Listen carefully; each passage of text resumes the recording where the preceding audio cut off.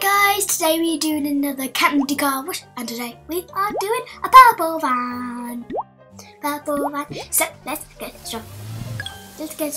get washing. So if you haven't seen candy car wash before, it's a car wash, but when you do it, you get candy. So, or sweets, depends what you want to say, but still, get sweets or candy. Yum.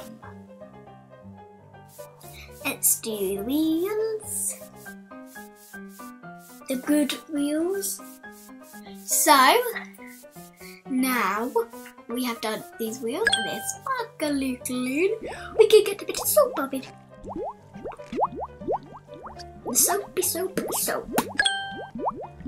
Now we have got some soap. Let's get a rinser to get all that beautiful soap off. Oh yes, we can. Does it really now? Look at that wheels, isn't they so sparkly clean? You get really wet if you're inside it though. Really wet.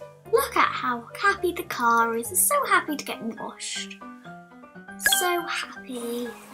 Now we're just gonna have a shower. Best day ever. He gets a shower. Shower. And he's even happy now. He's getting a rinse. Let's make sure it all joins up together. And blow dry it.